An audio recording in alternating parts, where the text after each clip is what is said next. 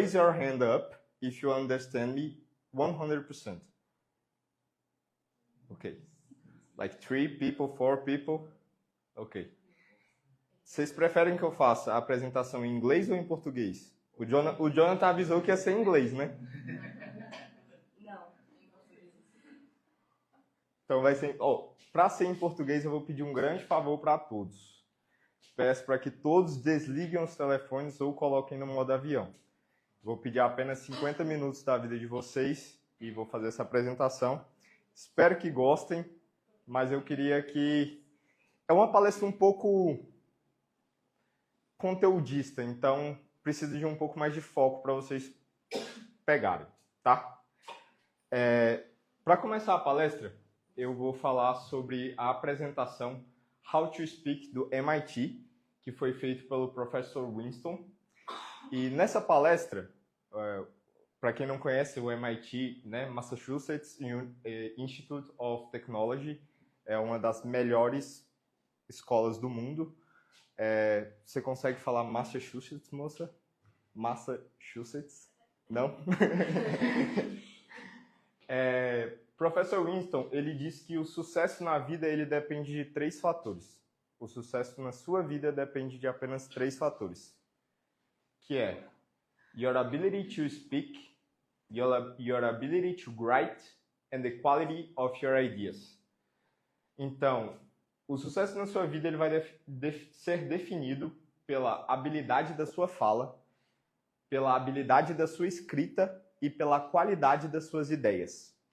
E ele ensina essa qualidade da sua fala através de uma função, onde K, it's knowledge, conhecimento, P, it's practice, prática, e T, is talent, talento. E ele coloca nessa proporção, não é à toa, ele coloca que o mais importante para o seu aprendizado, para a sua fala, é o seu conhecimento de como falar e do que você está falando, o quanto você conhece aquilo. Depois ele leva para a prática, o quanto você pratica aquilo que você sabe. E por último é o talento, que mesmo que hoje seja reconhecido que você ter um talento te possibilita a ter um outro patamar, isso não é um agravante para você não conseguir desenvolver uma habilidade. Isso não é algo que vai te bloquear a desenvolver uma nova habilidade. Então, em cima dessa palestra, eu montei a minha palestra também sobre neurociências. E eu queria perguntar para vocês se alguém pode me responder o que é neurociência. Vamos lá!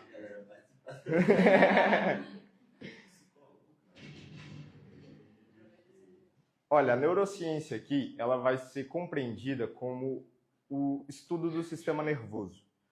Só que para nós ela vai ser reconhecida como você entender o seu cérebro, as funções do seu cérebro e como isso pode te ajudar nas suas funções. Então você entende como o seu cérebro funciona e você coloca ele para funcionar da maneira correta. Então é basicamente isso. Hoje é neurofluência, que também chamamos de neurolinguística, que vamos falar como você pode aprender inglês com a neurociência.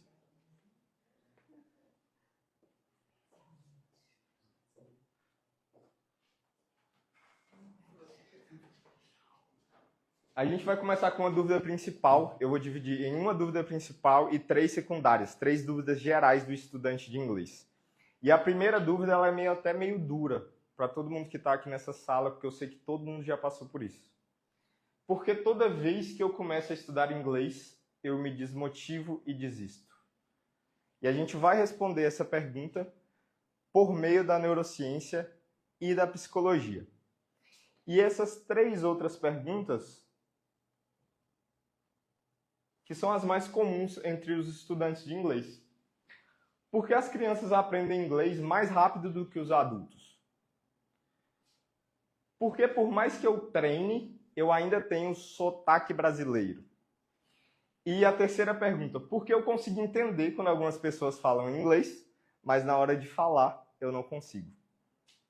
A gente vai responder essas 3 questões e para começar com a primeira, eu queria perguntar se realmente vocês acreditam que as crianças aprendem inglês mais rápido do que os adultos? Essa é uma crença que a gente tem na nossa vida de que uma criança ela é mais capaz do que um adulto de aprender uma língua, simplesmente porque você não aprendeu português. A vida te levou a aprendê-lo.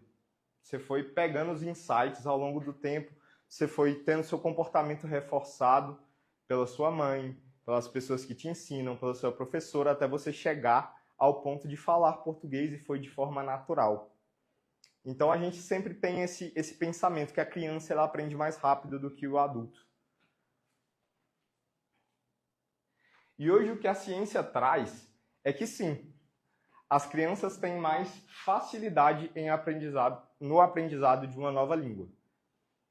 Mas aqui está dizendo tem mais facilidade. Não quer dizer que você não consiga aprender. E você vai entender agora os pontos do porquê uma criança tem mais facilidade do que você. O primeiro que a gente vai falar aqui é sobre a neuroplasticidade e o período crítico. Em Harvard foi feito um estudo junto com o MIT e com a Cambridge University. E lá eles selecionaram 6.000 pessoas, 6.000 falantes de inglês, e esses 6.000 falantes de inglês foram realizados testes onde eles descobriram que a idade do pico de aprendizado é até os 7 anos de idade para uma nova língua. Por quê? Por conta da neuroplasticidade. A neuroplasticidade, para explicar para vocês mais facilmente, é a capacidade do seu cérebro de fortalecer conexões neurais. Falei em grego, vou falar de novo.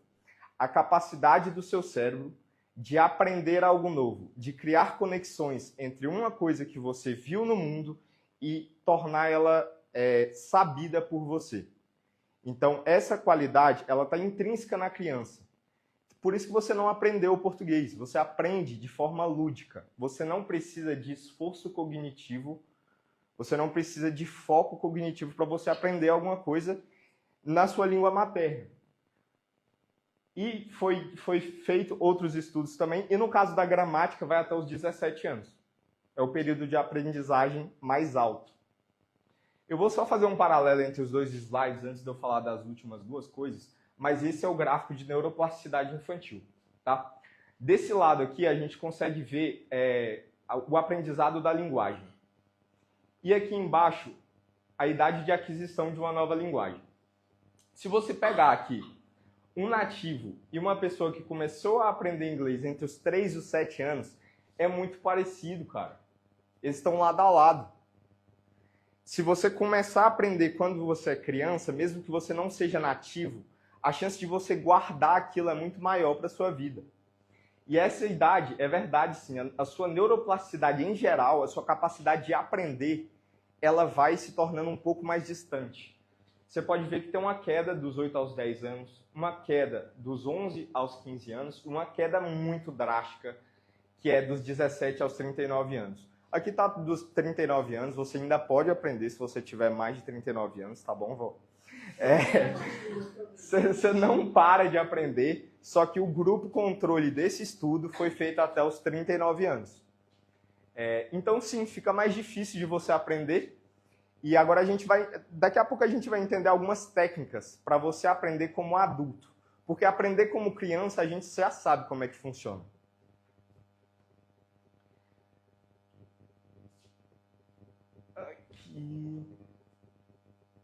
Tá. A segunda questão é menos filtragem cognitiva e julgamento.